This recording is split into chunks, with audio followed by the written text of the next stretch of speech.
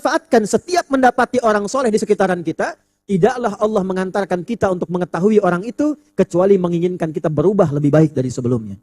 Ini poin yang ingin saya sampaikan. Apa yang terjadi?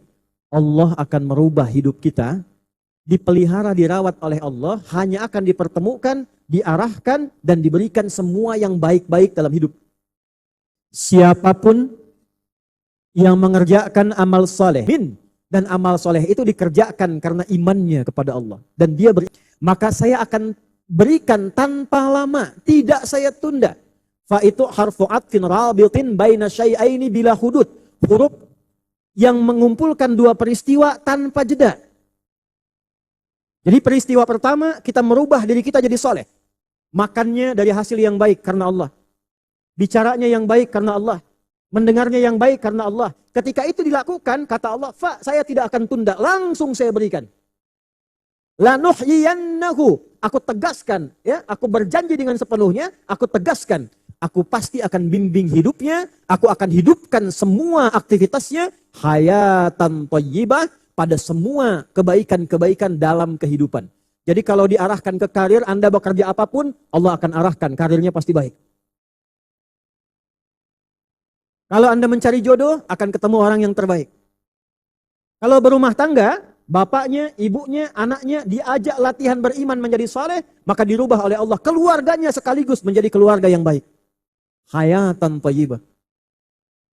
Rizkinya langsung diberikan rizki tingkat yang terbaik. Jadi ada rizki standar, halalan thayyiban.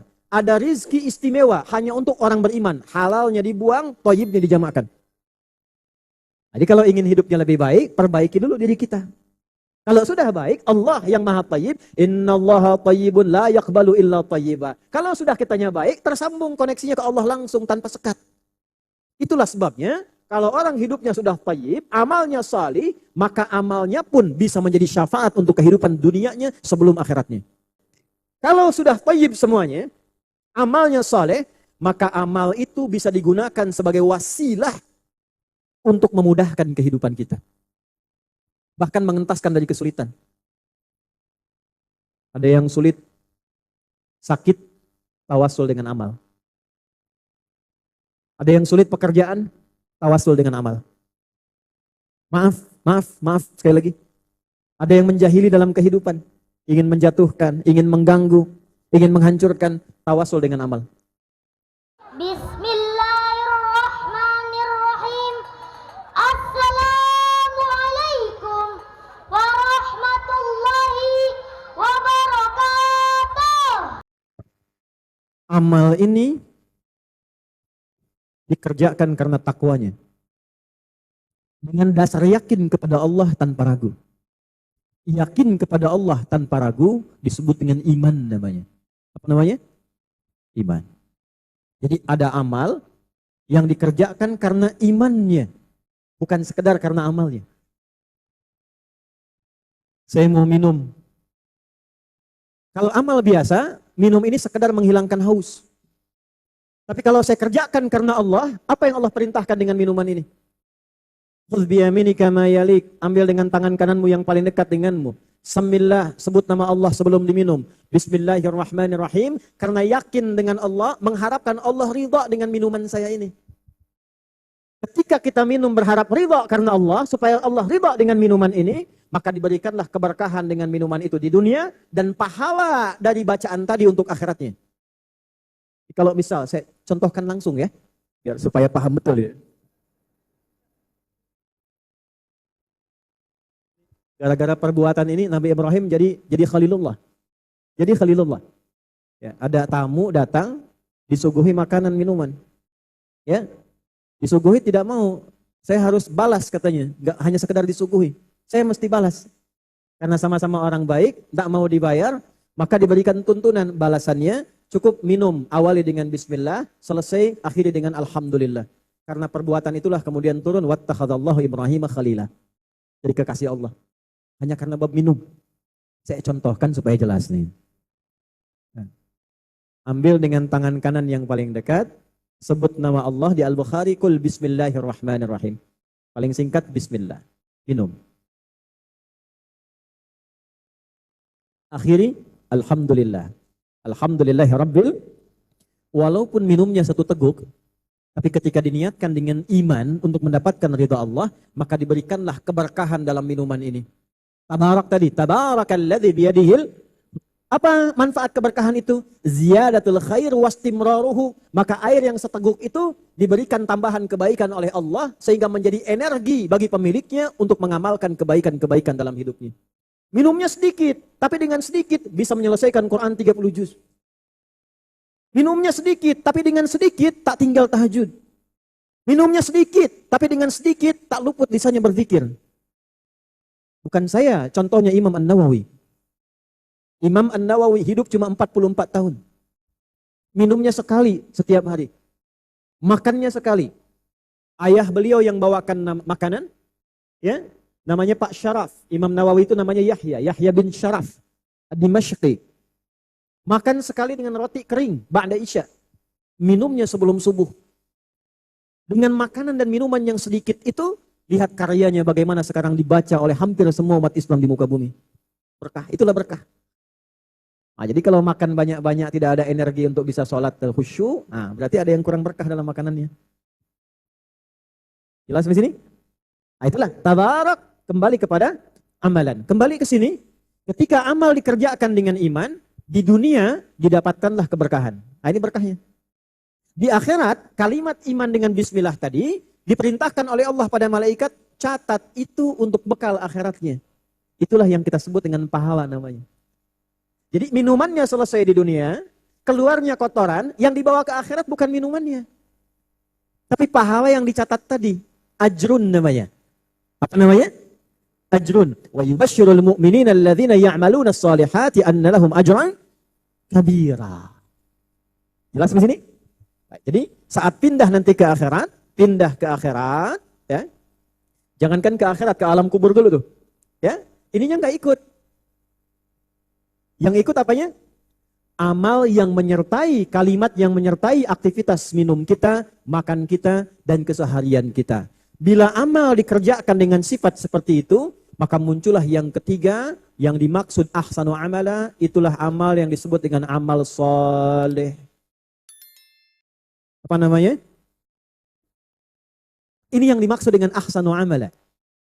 Walladzi khalaqal mauta wal hayata liyabluwakum ayyukum ahsanu amala. Dialah Allah yang menciptakan kematian dan kehidupan untuk menguji yang hidup. Yang hidup ini supaya banyak mengumpulkan amal soleh dalam hidup.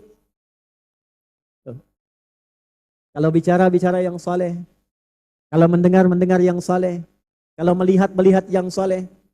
Itulah sebabnya kenapa kalau Bapak Ibu lihat dalam Al-Quran, jika ada ayat menyebutkan fungsi tubuh kita, itu selalu seringkali diawali dengan kata iman di dalamnya.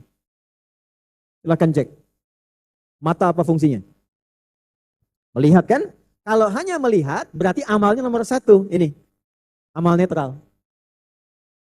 Sama dengan kambing melihat. Ayam melihat. Tapi bagi orang yang beriman, nah ini. Imannya digunakan untuk membawa sifat takwanya, membimbing matanya melihat. Maka muncullah cahaya dalam pandangannya, cahaya imannya.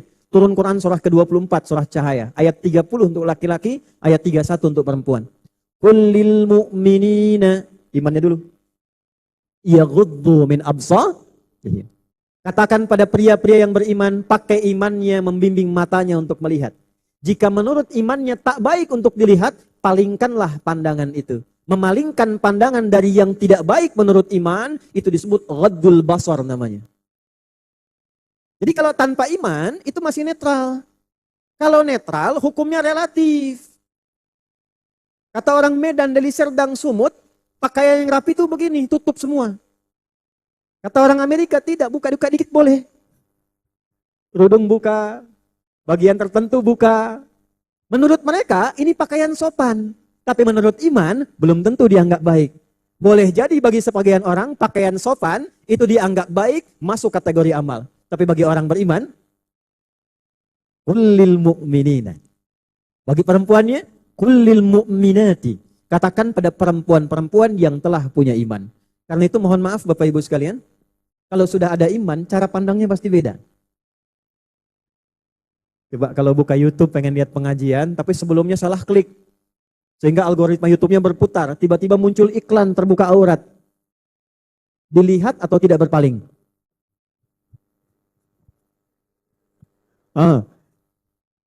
Ya. Kalau iman ada, itu begitu terlihat begini, biasanya imannya aktif, langsung paling nih. Salah ini. Minimal dia skip tuh. Atau dia pindahkan. Ya? Apalagi dari mata turun ke, jangan langsung ke hati dulu. Turun ke lisan. Ya? Coba lihat fungsi imannya hadir lagi. Man kana yu'minu billahi wal yaumil akhir. Iman. Man kana yu'minu billahi wal yaumil akhir. Falyakul khairan au liyasmut. Siapa yang merasa beriman pada Allah dan akan hidup sampai ke akhirat, dihisab di hari kiamat, bawa pahala pulang, maka kumpulkan pahala lewat lisanmu. Katakan yang baik-baik, kalau tak mampu, ya. Karena itu berkata pun pasti ada iman dalam lisan. Kalau kata imannya nggak bagus, jangan katakan. Lihat, Pak Asrul lihat tayangan nggak bagus. Matanya langsung berpaling, lisannya istighfar, astagfirullah. Enggak ada yang terlambat. Matanya masih lihat, lisannya istighfar, astagfirullah. Nggak bagus ini. Nah inilah amal soleh. Nah, tugas kita selama hidup itu memastikan bahwa semua bagian tubuh kita dan perlengkapannya dari ujung kepala sampai kaki punya sifat soleh. Itu saja. Itulah sebabnya kenapa kita temukan kata iman sering bersanding dengan amal soleh.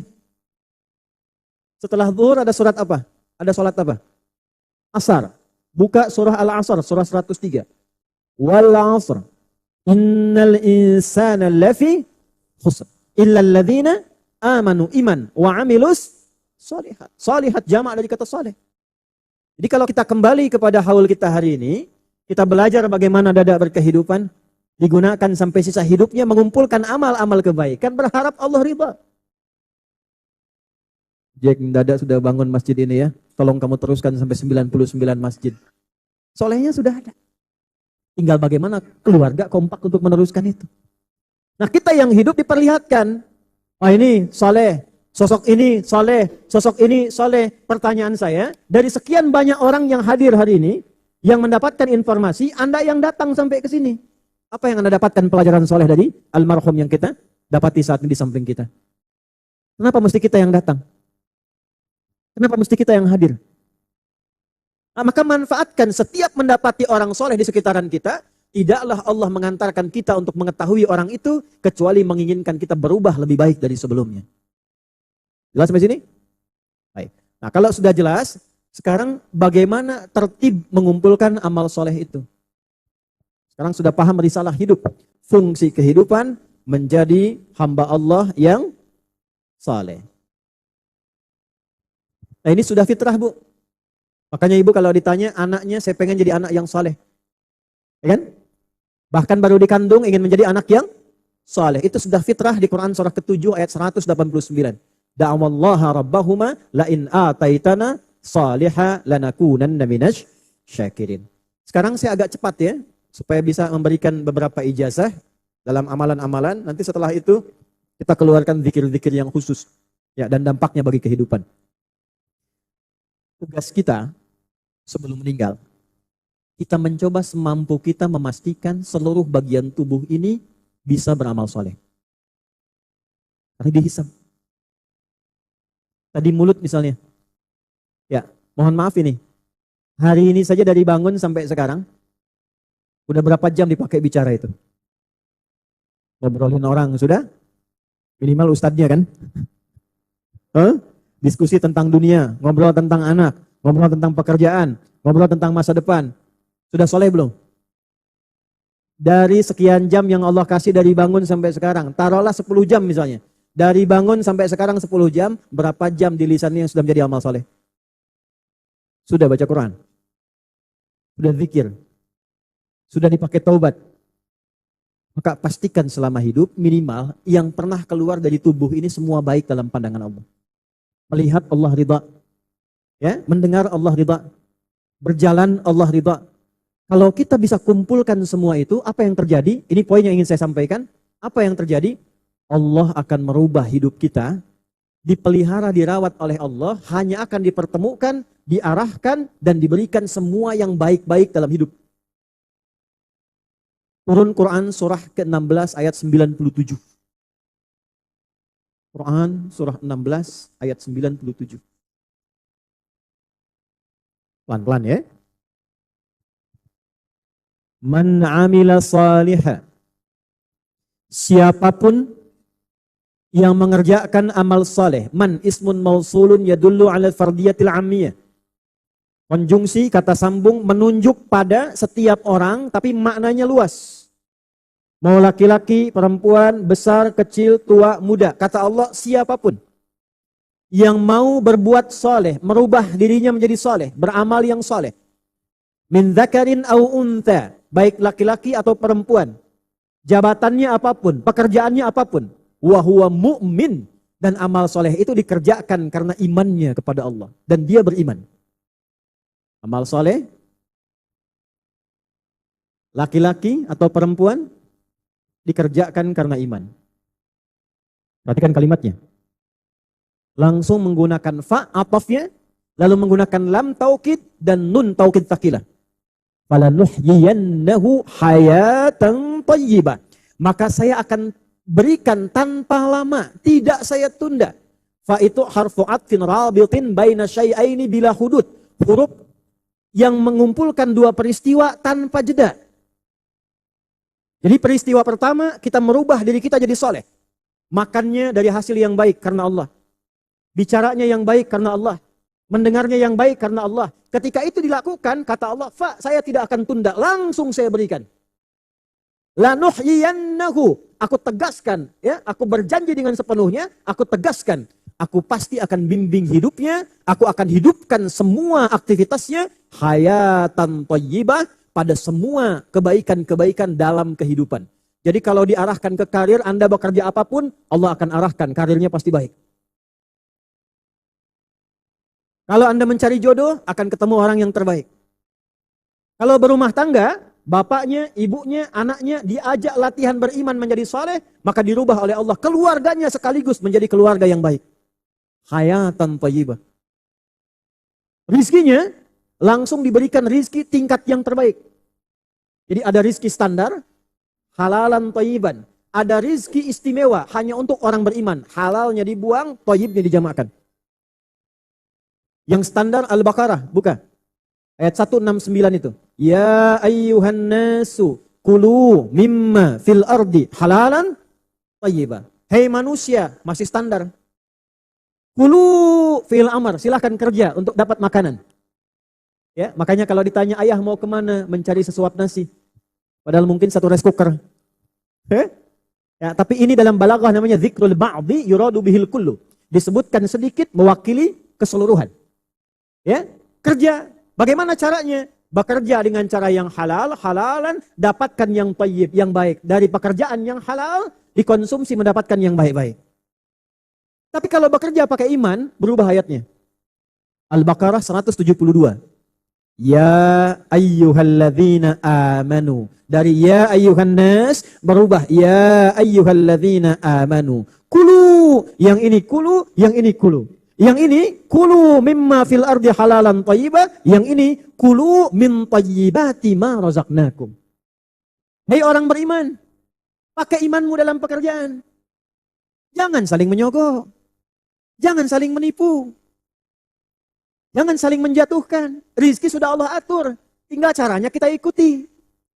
Maka ketika bekerjanya menggunakan iman, diikuti hukum Allah di dalamnya, bukan kita yang lelah mencari rizki, Allah yang dekatkan rizkinya kepada kita, walaupun terlihat sedikit, tapi berkahnya diperbanyak oleh Allah. Hayatan thayyibah. Gaji 1 bulan 1 juta, tapi berkahnya banyak. 1 juta untuk 1 bulan. Karena berkah, badan sehat, tidak ada keluhan, hidup nikmat seakan tak punya masalah. Saya pernah naik ke puncak, anak kami nomor 1, Pak Kiai, waktu masih usia 4 tahun, Pak Kiai mertua, itu ingin karena belajar kisah Nabi menggembala kambing, ingin gembala kambing. Saya cari kambing sampai naik ke puncak di Jawa, daerah Lasem ke atas itu, naik ke atas. Terbang kan ada Gus Baha, ke sana ada Gus Koyum di Lasem itu, naik ke atas dikit itu, ya. Itu saya temukan satu orang, satu keluarga, Dia merawat kambing yang kami direferensikan untuk mengambil kambingnya dari beliau itu. Saya tahu pendapatannya 1 bulan kami dikabari hanya 100.000 1 bulan, 100.000. Tapi saat kami datang, seakan-akan tak punya kekurangan. Makanan, ikan dimasakkan, mangga dipetikkan, dihadirkan pada kami. Poinnya ini, saya tanya, di mana kambingnya? Oh, di sini Gus, katanya di belakang. Begitu saya lihat kambingnya, Allahu Akbar. Kambing bersih, putih, mulutnya ditutup oleh potongan dari tempat minuman itu, botol minuman. Kalau saya sebut, nanti sebut merek, endorse ya. Ya, ada potongan minuman, botol itu yang 1 liter, ditutupkan ke mulut kambingnya begini. Saya tanya begini, itu kenapa kambing ditutup mulutnya? Apa sakit? Lihat jawabannya. Bukan sakit Gus, ini kambing baru kami beli dari tempat ya. Di tempat dia jalan, dari tempat kami beli, kami tutup mulutnya dengan botol ini, supaya di jalan dia tidak makan yang bukan haknya. Kami tutup mulut kambing ini dengan botol minuman ini, dari tempat kami beli, supaya di jalan kambing ini tidak makan yang bukan haknya. Itu saya diam, ada 10 detik saya menangis. Ya Allah, terima kasih Engkau mengajarkan saya hari ini. Orang yang tinggal di gunung, yang tinggal baik, ternyata lebih banyak mempraktekkan sunnah-sunnah Nabi dibandingkan kita yang banyak mengajar. Jangankan lisannya, mulut kambingnya pun dia jaga. Terbayang. Dan hidupnya nggak pernah ada keluhan. Dapat 100.000 1 bulan. Saat akan makan, tetangga bawakan makanan. Musim mangga, tetangga lain kirimkan mangga. Insya Allah. Hayatan thayyibah. Ada orang dapat gaji sebulan 100 juta, rasanya tak pernah cukup. Tipu orang lagi, korupsi lagi, ambil lagi. Yang dimakan pun kan tak lebih, sedikit saja sama dengan yang lain. Ayo pilih mana? 100 juta tidak berkah atau 1 juta berkah? Tidak ada pilihan ketiga. Ujian iman itu. Nah, jadi kalau kita perbaiki diri kita, ya, mohon maaf. Bukan berarti tidak akan kaya, tidak. Berkahnya dulu ditambah oleh Allah. Kalau berkah sudah bertambah, kita sudah baik, tinggal pilih 1 dari 4, pilih yang mana? Mau hidup pakai harta, amal solehnya, pakai jabatan, kedudukan, pakai ilmu, atau pakai tenaga. Inilah contoh Khulafaur Rasyidin, dicontohkan pada yang 4 itu. Ya, yang pakai harta Abu Bakar As-Siddiq, turunannya Utsman bin Affan, turunannya Abdurrahman bin Auf, Masya Allah. Dilatih dulu oleh Allah, hartanya ditarik dulu. Abu Bakar ditarik dulu, Abdurrahman bin Auf ditarik dulu, Utsman ditarik dulu. Setelah semua badannya thayyib, setelah paham bisa mengatur harta, bisa mengarahkan harta pada yang baik, diberikan tanpa batas oleh Allah Subhanahu wa taala. Maka bagi teman-teman yang ingin ibadah lewat harta, silakan, tidak dilarang. Tapi bagaimana caranya dengan harta itu beramal soleh? Kalau cuma berlomba untuk kaya, mohon maaf. Yang sudah kaya banyak, bahkan ada yang abadi dalam Al-Quran. Saking kayanya disebut orang ini hampir seakan-akan memiliki 1 benua kekayaannya. Benua dalam bahasa Arab disebut korwah. Pemiliknya disebut dengan korun. Saking banyaknya hartanya sampai sekarang masih dicari.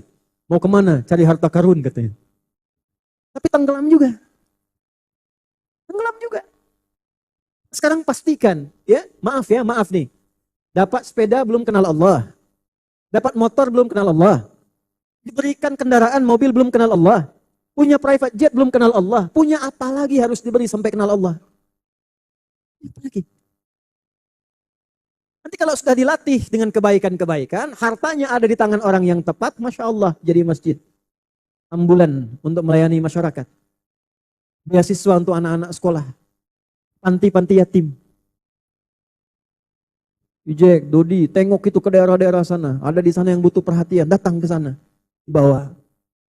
Berburu pun pilih-pilih. Gak boleh ini ditembak. Gak boleh yang ini dibunuh. Gak boleh membunuh yang sedang hamil. Lihat-lihat. Kenapa? Karena Allah perbaiki dulu keadaan tubuhnya sampai thayyib.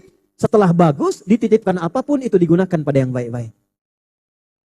Bukan, Umar tidak sekaya Abu Bakar. Tapi ketika keadaannya sudah baik, awalnya tiap hari kalau tak mabok tantang orang, siapa yang berani dengan saya bertemu di Bukit A. Sebelum datang, dia pamit dulu pada ibu yang telah melahirkannya karena dia akan pulang tanpa nama, Umar. Tapi setelah masuk Islam, wa hasuna islamuhu, Ya, berubah jadi orang baik, jadi thayyib, Masya Allah. Diberikan kedudukan, tidak ada satu pun apa yang beliau kerjakan kecuali nilainya kebaikan untuk umat manusia pada umumnya saat itu. Beliau orang yang melahirkan teori belusukan. Tanpa kamera, tanpa perhatian, tanpa viralisasi. Oleh karena itu orang yang belusukan sekarang disebut sebagai Umar masa kini misalnya. Ya, tapi dilihat berkahnya mana? Ilmu Ali bin Abi Thalib tidak sekaya Abu Bakar. Ya, tidak setinggi tegas Umar kedudukannya. Ya, tapi hebatnya apa? Ilmunya, Allahu Akbar, Masya Allah. Sederhana tapi keilmuannya luar biasa. Viral. Abu Hurairah, viral. Ibnu Abbas, viral. Ada yang tidak dititipkan kedudukan, tidak pilih harta, tidak juga pandai dalam ilmu. Dia gunakan tenaganya. Bilal. Bilal tidak sepintar Ali, tidak sekaya Uthman, tidak sekuat Umar. Tapi beliau sedikit saja azan. Allahu Akbar, Allahu Akbar. Nabi komen. Karena Nabi komen, beliau langsung like and subscribe. Apa komen Nabi? Saya mendengar telapak kaki Bilal di taman surga. Karena suara azannya, aku mendengar telapak kakinya di taman surga. Bilal menyimpulkan, azan aja ke surga, ngapain kaya-kaya Uthman? Jadi orang tuh kalau sudah thayyib fisiknya, dia bisa nikmat hidupnya. Qutu yaumi cukup, yang penting cukup untuk hidup, selanjutnya saya cari akhirat. Tapi dia pilih, kalau mau pakai harta, silahkan. Pakai ilmu, silahkan. Mau pakai kedudukan, silahkan. Pertanyaannya, sampai Anda sekarang hidup, detik ini kita hadir di masjid ini, puluhan tahun hidup, berapa yang sudah menjadi amal soleh, dan apakah bagian tubuh kita sudah thayyib sampai detik ini?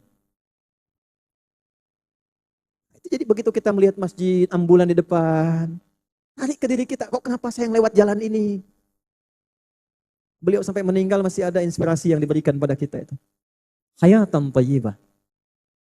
Jadi kalau ingin hidupnya lebih baik, perbaiki dulu diri kita. Kalau sudah baik, Allah yang maha thayyib, innallaha thayyibun la yaqbalu illa thayyiba. Kalau sudah kitanya baik, tersambung koneksinya ke Allah langsung tanpa sekat. Itulah sebabnya, kalau orang hidupnya sudah thayyib, amalnya salih, maka amalnya pun bisa menjadi syafaat untuk kehidupan dunianya sebelum akhiratnya. Di mana rumusnya? Al-Maidah, surah kelima. Ayat berapa? 35. Dibuka dengan iman, dengan takwa, tawasul dengan amal soleh. Ya ayyuhalladzina amanu taqullah wabtaghu ilaihil wasilah. Hai orang-orang beriman, tingkatkan takwamu kepada Allah, latih supaya jadi soleh. Nah, amal yang soleh itu pakai untuk tawasul dengan amalan kita itu yang soleh. Jadi ternyata kalau matanya thayyib, telinganya thayyib, lisannya thayyib, tapi thayyib Al-Quran ya, bukan thayyib yang 2 kali puasa, 2 kali lebaran gak pulang-pulang gitu. Ya bukan yang itu ya. Kalau sudah thayyib semuanya, amalnya soleh, maka amal itu bisa digunakan sebagai wasilah untuk memudahkan kehidupan kita. Bahkan mengentaskan dari kesulitan. Ada yang sulit, sakit, tawasul dengan amal. Ada yang sulit pekerjaan, tawasul dengan amal. Maaf, sekali lagi. Ada yang menjahili dalam kehidupan, ingin menjatuhkan, ingin mengganggu, ingin menghancurkan, tawasul dengan amal. Ada kisahnya enggak Ustaz? Ada. Di Al-Bukhari panjang hadisnya. 3 orang jalan bertiga, tiba-tiba hujan deras, mereka berteduh dalam satu gua, batu menggelinding, menutup pintu gua itu, didorong-dorong 3 orang badannya besar, Arab besar, tapi batu tidak bergerak. Maka ketiganya, satu kemudian mengatakan, mari bertawasul dengan amal soleh kita. Bertawasul dengan amal soleh kita. Yang satu mengatakan, ya Allah, Engkau yang maha tahu, sungguh aku dulu punya karyawan. Karyawan itu saat ingin mendapatkan gajinya, tiba-tiba dia pergi tanpa pamit. Lama sekali, aku khawatir nilai gajinya berkurang, aku kemudian tukarkan dengan kambing. Kambingnya aku rawat sampai banyak, sehingga saking banyaknya memenuhi kemudian halaman bagianku, tiba-tiba datang orang itu mengatakan, Pak, bos, saya pengen ambil gaji saya. Maka orang itu mengatakan, itu gaji kamu, kambing yang banyak itu. Karyawan itu berkata, jangan bercanda bos. Tidak, engkau kan lama nggak datang. Uangmu dulu, aku tukarkan dengan kambing supaya berkembang jadi banyak. Ini sekarang milikmu. Maka saking senangnya, dia bawa kambing itu semua ya Allah, tanpa menyisakan satu pun untukku. Dan engkau maha tahu dengan itu. Jika engkau menilai itu sebagai amal saleh yang engkau ridhai, mohon bebaskan kami dari tutupan batu ini. Didorong, bergerak batunya. Yang tadinya tidak bergerak sedikit pun. Ya Allah, saya punya ibu. Ibu saya sudah sepuh. Setiap saya berangkat kerja dan pulang, tidak pernah saya tidur lebih dulu, kecuali saya berikan dulu ibu saya minum dari air susu. Untuk mengambil hikmah, saya dulu diberikan ASI oleh ibu saya. Saat beliau sepuh, saya rawat beliau. Sebelum tidur, saya belikan dulu susu, baru kemudian tidur. Tiba saya pulang, ibu sudah tertidur sebelum meminum susu itu. Maka saya berdiri di sampingnya memegang wadah susu itu, dan tidak mengatakan dan tidak membangunkan ibu dalam tidurnya. Saya duduk, saya berdiri di sampingnya, sampai ibu terbangun di pertengahan malam. Dalam keadaan bangun saya berikan, "Ma, ini susunya, minum dulu." Tanpa saya mengatakan, "Ma, saya sudah berdiri lama di sini menunggu mama bangun." Menunggu mak bangun. Maka diminumkanlah kemudian susu itu, selesai kemudian tidur beliau tanpa mengucapkan sepatah kata pun kecuali kebaikan. Ya Allah, jika engkau nilai ini sebagai sebuah kebaikan yang engkau ridai, mohon bebaskan kami dari batu ini. Digeser, terbuka, tapi belum bisa keluar 3 orang. Yang ketiga, ya Allah, dulu aku orang kaya. Cuma aku rentenir. Aku pinjamkan uang supaya dapat satu pengembalian yang lebih. Aku naksir keponakanku yang cantiknya luar biasa. Kembang desa. Dia anak dari saudaraku. Satu kali, datanglah perempuan ini mengatakan bapaknya terjebak utang banyak. Minta tolong kepada aku, pinjam uang melunasinya. Aku pikir kesempatan itu untuk mendapatkan si gadis itu. Lalu aku katakan kepadanya, boleh aku pinjamkan, tapi diganti dengan kehormatanmu. Malam ini engkau tidur denganku. Dengan menangis si gadis itu karena mempertaruhkan kehormatan ayahnya, dia menyetujui. Maka di malam saat aku akan menggaulinya, dia mengatakan, ya paman, ittaqillah, paman bertakwalah kepada Allah. Kalimat takwa yang keluar dari gadis yang baik itu, gadis baik-baik tuh. Hati-hati ya, dari gadis yang baik itu menyebut kalimat takwa, jadi getaran dalam jiwa orang yang ada di hadapannya. Ya, sama dengan orang mengancam Nabi, Muhammad, siapa yang menyelamatkanmu saat ini? Ketika dikatakan Allah, bergetar itu, menggetarkan tangan, jatuh pedangnya. Ketika gadis itu berkata, paman bertakwalah kepada Allah. Kalimat takwa yang keluar dari gadis itu menggetarkan jiwaku sampai aku ketakutan, lalu aku meninggalkannya dalam keadaan taubat kepadamu ya Allah. Jika engkau menilai itu sebagai bagian dari amal soleh yang engkau ridhai untukku, mohon bebaskan kami dari kungkungan batu ini. Ketika didorong, batu itu menggelinding. Itulah tawassul dengan amal soleh kita. Jadi kalau kita mengerjakan amal soleh, kenapa setelah sholat kita berdoa? Setelah baca Quran kita berdoa. Jangan lupa setiap selesai amal sholat berdoa. Termasuk di majlis ilmu. Majlis ilmu itu saking hebatnya, dari mau berangkat, duduk sampai pulang, itu doanya mustajab. Itulah sebabnya kenapa dulu para ulama kalau ada orang taubat bertanya ingin tahu caranya taubat, maka ditunjukkan, datangi majlis si fulan. Datangi majlis si fulan. Ya? Datangi majlis si fulan. Viral, membunuh 100 orang. Ingin taubat. Kata syekh di sana, kata kiainya, kata tuan gurunya, pergilah ke majlis fulan, dia akan membimbingmu. Berangkat ke majlis itu, di pertengahan dia meninggal. Hanya jarak sejengkal saja dari tempat dia tuju.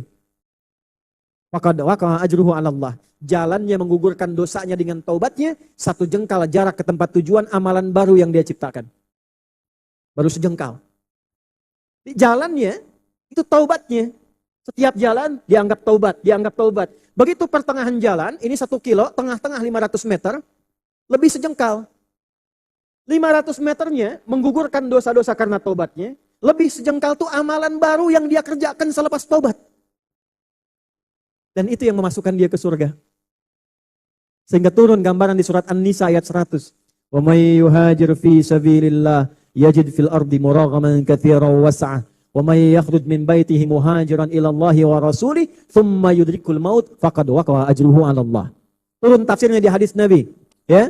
Di Ibnu Majah nomor hadis 223, di Abu Daud nomor hadis 3461. Dari Abu Darda radhiyallahu ta'ala anhu, dari Nabi sallallahu alaihi wasallam, sekaligus bagian akhir dari kajian kita. Man salaka tariqan yaltamisu fihi ilma, sahhalallahu lahu tariqan ilal jannah.